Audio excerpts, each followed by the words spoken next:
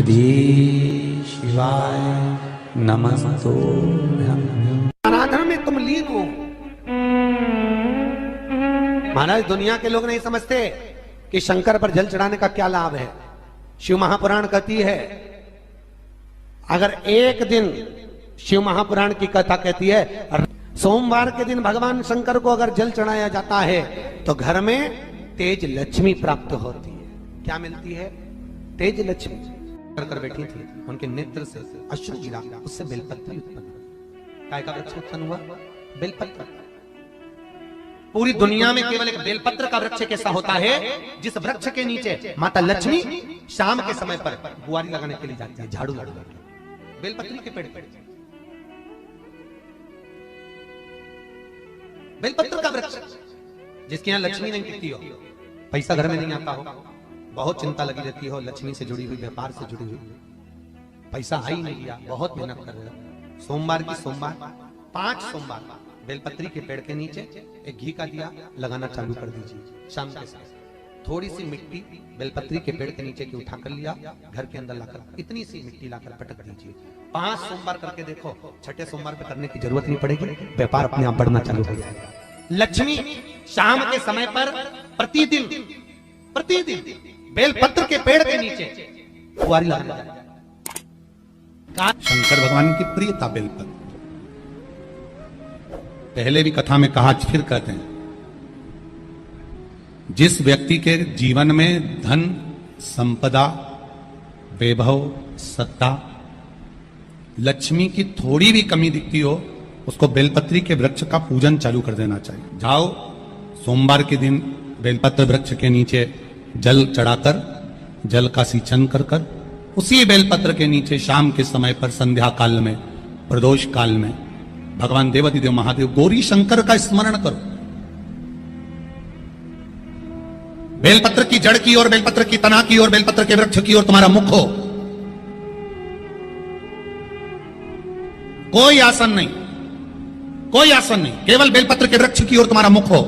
जहां बेलपत्री का वृक्ष है उसके नीचे बैठकर, उसकी छाया में, उसकी ओट में पंचाक्षर मंत्र नमः शिवाय, या फिर षडाक्षर मंत्र ओम नमः शिवाय, या फिर श्री शिवाय नमस्तुभ्यम का स्मरण कर कर अपने हृदय की बात गौरी शंकर से, महादेव से कहे।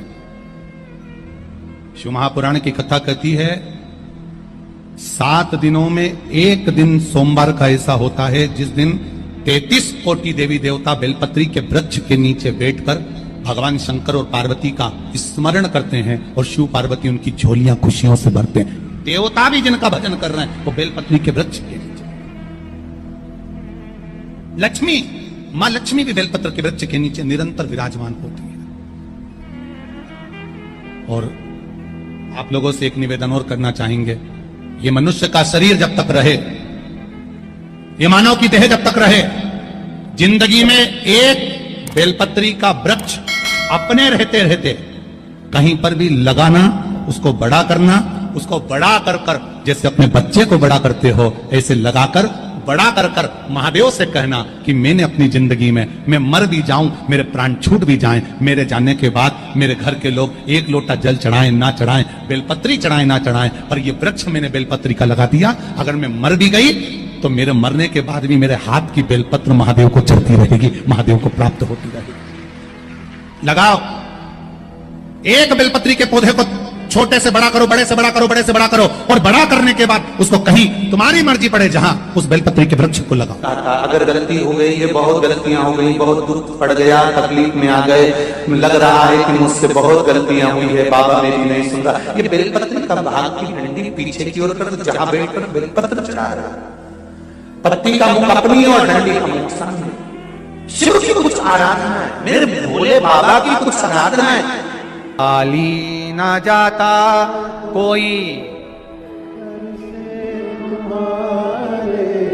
खाली ना जाता कोई, दर से तुम्हारे मैं भी खड़ी हूं नहीं, बाहे बसा मैं भी खड़ा हूं नंदी बाहे बसा। अपने। बैसाख के महीने में तो आपको अगर शरीर में कहीं पथरी भी आ गई है ना, कहीं नेत्रों में अगर ज्योति कमजोर पड़ रही है, जाले पड़ने लगे, चश्मा बढ़ने लगा, रात को आंखों में जलन होने लगी, रात को नींद नहीं आ रही है, तो बैसाख के महीने में जो दुर्वा होती है, इस दुर्वा को तोड़ लाओ। जहां पर अशोक सुंदरी का स्थान होता है, जहां पर अशोक सुंदरी का जो स्थान होता है, उस अशोक सुंदरी के स्थान पर उस दुर्वा को रख दो। और कुंदकेश्वर महादेव का नाम है। कौन से महादेव का नाम लेना है? कुंदकेश्वर। उस दुर्वा को उठाकर लिया। बैसाख के महीने में कोई भी तिथि, कोई भी दिन, कोई भी वार आप बैसाख के महीने में कर सकते हो। उस दुर्वा को लेकर आओ, लगभग 20-25 दुर्वा लेना, उसको लेकर आइए। सुबह सुबह कुंदकेश्वर महादेव का नाम लेकर उसको खाना प्रारंभ कर दीजिए। एक दुर्वा रोज खाओ। जो पथरी है या नेत्रों में तकलीफ है या कोई ना कोई रात्रि को नींद नहीं आना, बेचैनी हो जाना, घबराहट होना, धीरे धीरे धीरे धीरे 20 दिन की वो दुर्वा है, 20 दुर्वा एक एक दिन खाना चालू करो। 4 या 5 दिन लगेंगे, अपने आप आपको कोई गोली खाने की जरूरत नहीं पड़ेगी, नींद अपने आप आना प्रारंभ हो जाएगी और बेचैनी। अशोक सुंदरी वाली जगह पर दुर्वा समर्पित कर कुंदकेश्वर महादेव का नाम लेकर। कौन से महादेव? कुंदकेश्वर। जिस नारी का रजोधर्म से जुड़ा हुआ जो भी तकलीफ होती है, केवल हाथ में जल लेकर, आसक्ति का नाम लेकर भी वो पान कर लेती है, तो रजोधर्म से जुड़े हुए सारे दुख, कहते हैं कि गर्भ में, गर्भाशय में अगर गांठ भी पड़ गई है और डॉक्टर कह रहा है कि बच्चादानी में गांठ है, गर्भाशय में गांठ है और इसका ऑपरेशन होना जरूरी है, आसक्ति दक्ष प्रजापति की पहली पत्नी का मात्र स्मरण कर कर अगर आचमन पानी का कर लिया जाए तो गांठ भी गर्भाशय की गलना प्रारंभ हो जाती है। ये वो नाम, ये वो शब्द है। अगर मान लो शरीर में कोई गांठ पड़ जाती है, डॉक्टर अपना इलाज कर रहा हो, उस जगह पर प्रजापति वीरण की पुत्री आसक्ति का नाम स्मरण में आना चाहिए। एक बार सब बोलिए, क्या नाम है? आसक्ति। और हम आसक्ति का नाम भी नहीं बोल सकते, तो इसी आसक्ति का एक नाम है वीरणी। क्या नाम है? आसक्ति का स्मरण। अगर गांठ भी गर्भाशय में है और डॉक्टर बोल रहा है कि ऑपरेशन है, कराना है, डॉक्टर साहब से कहना, साहब जल्दी तो नहीं है ना, 15 दिन का समय तो मिल सकता है या 10 दिन का समय तो मिल सकता है इसका ऑपरेशन कराने के लिए। फिर आसक्ति का नाम लेकर शिव जी की शिवलिंग पर जब हम बेलपत्र समर्पित करें तो ये डंडी का मुख जब हम शिव जी को चढ़ाते हैं तो इस डंडी का मुख हमेशा हम उधर रखते हैं। अब की बार आसक्ति का नाम लेकर जब हम शंकर भगवान को बेलपत्र समर्पित करेंगे तो ये डंडी का मुख शिवलिंग पर अपनी ओर रखेंगे और उसी बेलपत्र को चढ़ाकर जल समर्पित कर कर आचमन कर कर उसी बेलपत्र को लाकर घर के द्वार को पूरा खोलकर घर के अंदर प्रवेश कर कर घर के बाहर स्मरण को, शिव को याद करते हुए उस बेलपत्र को चबा चबा कर खाना प्रारंभ करिए। 10 दिन मांगिए आप कि 10 दिन के बाद मैं ऑपरेशन कराऊंगी, मना नहीं, पर एक बार मैं मेरे महादेव का नाम का स्मरण करना चाहती हूँ, एक बार शिव तत्व को जान। क्या नाम है? जम के बोलो, नाम बोलो फिर से। आसक्ति। इस नाम की मूलता का स्मरण करिए, वीरणी आसक्ति। जैसे गणेश जी की 2 सूंड होती है, एक राइट सूंड का गणेश, एक लेफ्ट सूंड का गणेश। कौन कौन सी सूंड का? राइट सूंड और लेफ्ट सूंड। राइट सूंड का गणेश घर में होना चाहिए और लेफ्ट सूंड का गणेश आपका कोई ऑफिस हो, जहां से आप अपना धंधा कर रहे हैं, नौकरी कर रहे हैं, सर्विस कर रहे हैं, काम कर रहे हैं, बिजनेस कर रहे हैं, या आप अपनी कोई भी कुर्सी के ऊपर बैठते हैं किसी कमरे में जाकर, उस कमरे के अंदर लेफ्ट सूंड का अगर गणेश होगा तो आपकी तरक्की को, आपकी उन्नति को दुनिया में कोई नहीं रोक सकता। और अगर जिस स्थान पर बैठकर आप बिजनेस कर रहे हैं, कमा रहे हैं, उस स्थान पर अगर राइट सूंड का गणेश होगा तो आपकी तरक्की नहीं, वहां लेफ्ट सूंड का गणेश होना चाहिए। और घर में जम के बोलो, राइट सूंड, राइट सूंड का गणेश। खाली ना जाता कोई,